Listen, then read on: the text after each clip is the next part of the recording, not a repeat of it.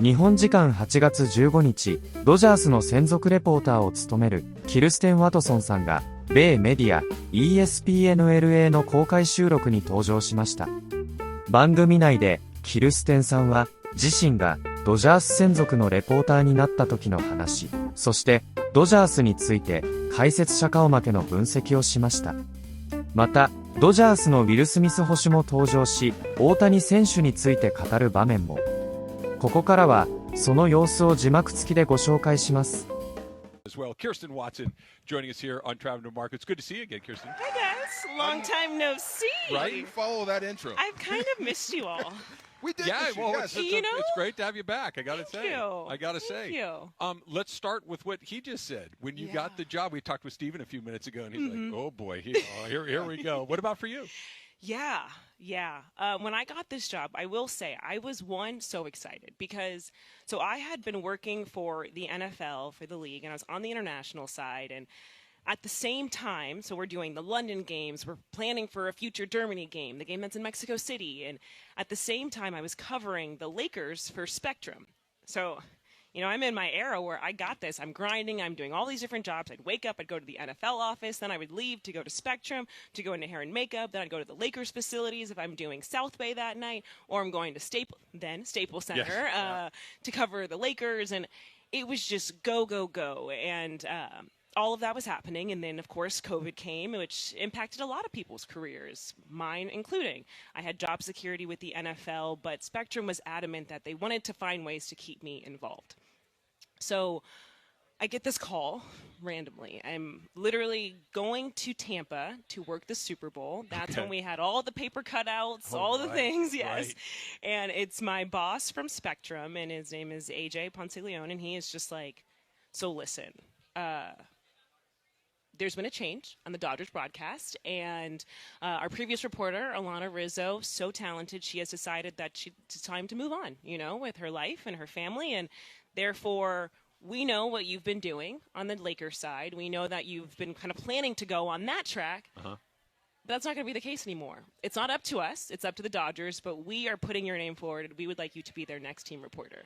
And I was just kind of like, oh my goodness, okay, that's amazing, but I know 3 strikes you're out, and you hit a home run, and I know base level baseball, but I didn't necessarily know the lingo, just the in and outs. And baseball fans can be really tough when they feel like the person that's talking about it doesn't know it, embedded in it. Yeah. And I've never gotten that sense from watching you that you did not live and breathe baseball your whole life. I did not, and so I think I had trained, because volleyball and actually baseball are very similar training-wise, so I had trained with a lot of baseball players growing up, so I knew just that side of it and kind of the mental grind of it, but I didn't know the unspoken words, the things in the clubhouse, things like that. So it was a very big transition, as Oral was saying. Of course, it was at a time in which they loved my personality, they loved what I was doing, and they loved how I could relate to the guys in a different way and bring a different personality out of them.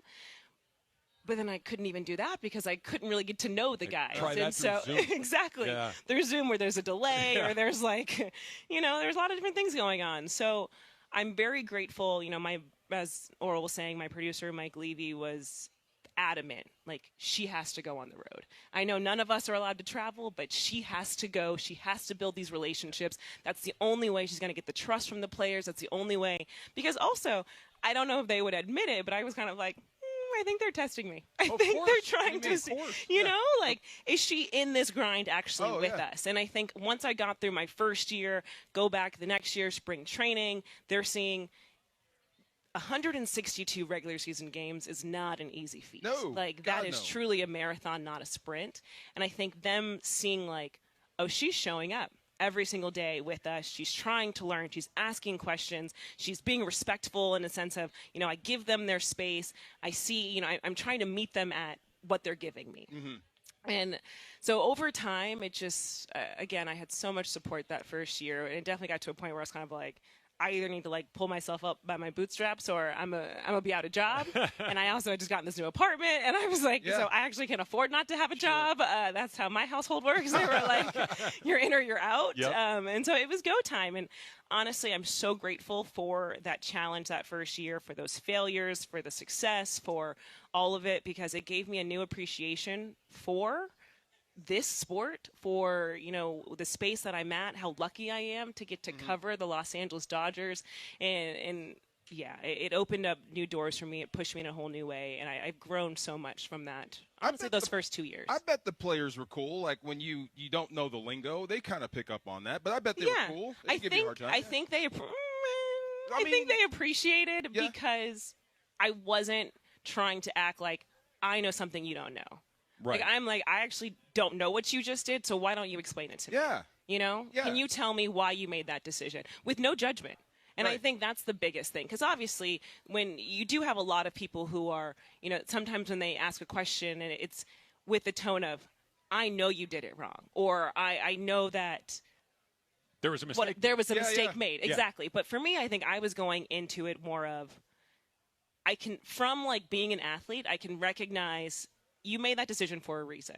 So why don't you just explain to me why you made that decision and what was working, what you saw? Obviously, if things didn't work, it happens. Like, look, this is truly a game of failure. So you are going to fail more times than 7 times out of 10, you know, if you're batting 300. Like, so I think when you look at it that way, it humanizes all of it. You know?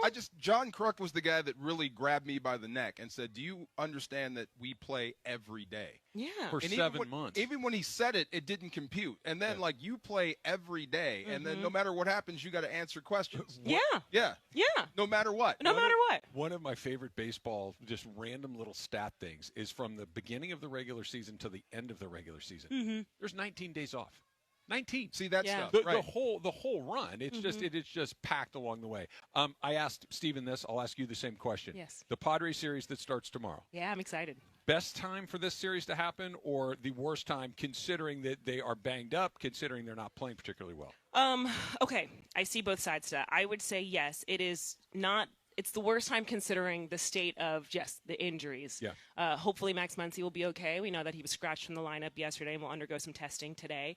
Hopefully he'll be back out there. He's obviously been huge to the lineup. Tommy Edman, we're without. You, of course, want to see him out there. The bullpen, all of the high-leverage arms, the key names, acquisitions from this offseason, the trade deadline, those are guys you'd want to see available. Yes, you want to go, 100% versus 100%, but it's not going to be the case. I do think, though, it's best case in regard to they have now lost 4 straight. As much as there have been games in where it's not been the prettiest of sights, I do think even when you look at yesterday, there were some positives that we can take away. It's just time for like an energy jolt. Yeah. And I think when you have a team like the Padres who are going to bring it every single, it's like this is going to be the World Series. Especially the energy, right? Yeah, they bring it. That little. Yes, it's going to be gritty. It's going to be intense. And I think, I think because we've got the off day today to have like a mental reset, a physical reset. Yep. Now the bullpen's going to be back on order and online and things like that. So I think when you have, I think it's the best timing. I do too. I agree.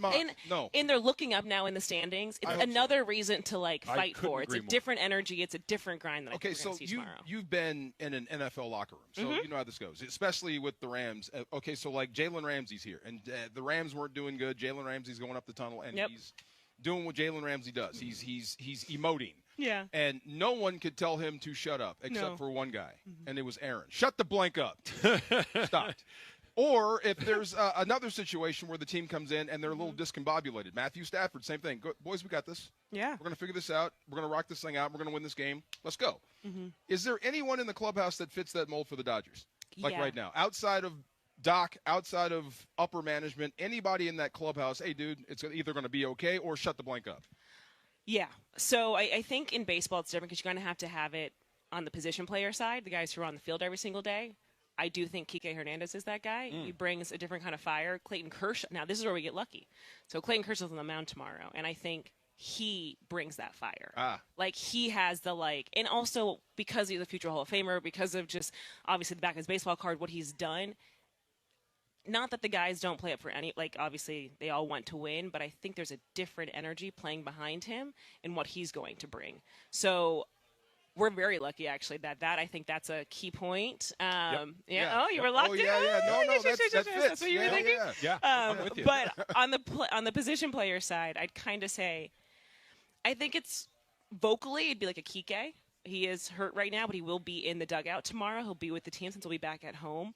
I think style of play, you're going to see it from Shohei. He brings that just kind of the aura, there's just a different energy, and he makes things happen. It's not a super vocal team, but I do think you're going to be seeing things that will be a little different. Yeah, I think you need it. It's coming at the right time. I really do feel like this is. I don't want to jinx it. I do believe in the baseball gods. Yeah, and no, same. You do not want to tell them what they're going to do. No, we're praying. But we're it praying. does feel like they are at the bottom of the valley. Yeah. This is one of these. Mookie has finally started to come out. Shohei is, just like you mentioned, on a different plane altogether. But the Kershaw part of it all, I think, is incredibly important. Yeah. And I couldn't believe this when I saw this morning. Yoshinobu Yamamoto has thrown the most innings for the Dodgers this season. Dustin May is number 2, who just was traded to the Red Sox. Yep. That Clayton Kershaw has thrown the 3rd most innings for this team this year. Kirsten, how big of a surprise is that for you? I am stunned that he is 3rd innings pitched on this team. I would agree with that. Yeah. I think we didn't really know what we were going to get this year. And I also think when you've got Blake Snell, you've got Tyler Glass now, you had all of these names. And unfortunately, the injury bug came. And it does seem to be a good friend of the Dodgers. I don't love to say that, but I don't think any of us could have thought that. And also just how the stuff has been playing. Like he's been excellent. Not only been available, he's been good and available. It's been remarkable. Now you're his teammate, but do you sometimes catching yourself just looking at Shohei like you can't be real? Like there's Shohei at the plate, and then there's the one you have to catch, and they're the same guy, but they're completely different. Do you ever catch yourself saying, "Wow, how do you do this?" It's daily almost. It's incredible. You hit the ball, and it's like, oh my God, I didn't know someone could hit a ball that far. And you've seen him do that before, but like you think that one went a little bit farther. And then he's dotting 101 on the corner to Mike Trout last night. It's incredible what he does. Like, how do you reconcile that, what you just saw? I don't know. Thank God he's on our side? Yeah, you're glad he's on your side, but you're a little jealous at the same point because you want to do that. You want to be able to do that, yeah. I bet that's it's hard. A little unfair. It's a ginormous shadow to have a dude like that on your team, right? I mean, Superman basically plays with you. Yeah. That's weird. Yeah, it's cool. It's great. He's a great dude, though, so it's good to have him around. How do you keep in your box? Like, this is what I want to do. This is my greatness. This is what I'm focusing on when you have that batting before you. Yeah, it's I know what my job is. You got to know your role. You got to know what you're trying to do. You try to stick my approach, put a good at bat together, get on base, let the guys behind me drive me in.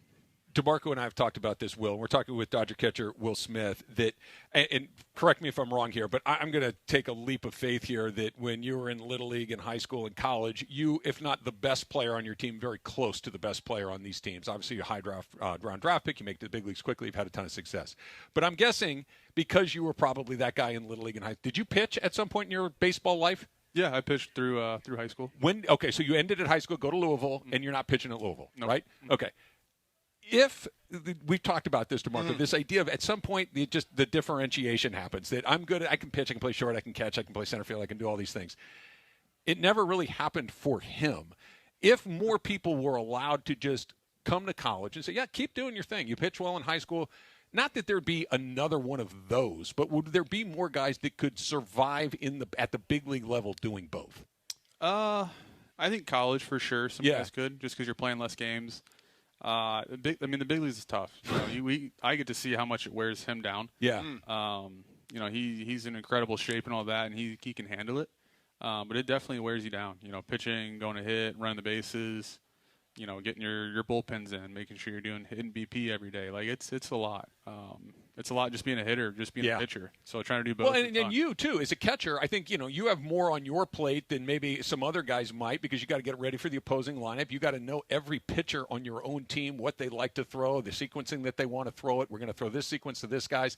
That's a lot, but you don't have to throw the pitch. You know what I mean? It's just the amount of intricacy and complications that go along with trying to do both of those things. It's really hard to wrap your head around. Yeah, it really is. It's incredible what he's doing. いかがでしたでしょうか。このチャンネルでは日本人メジャーリーガーなどを中心に野球情報をお届けしています。この動画が良かったら高評価、チャンネル登録をよろしくお願いいたします。今回も最後までご覧いただきありがとうございました。それではまた次の動画でお会いしましょう。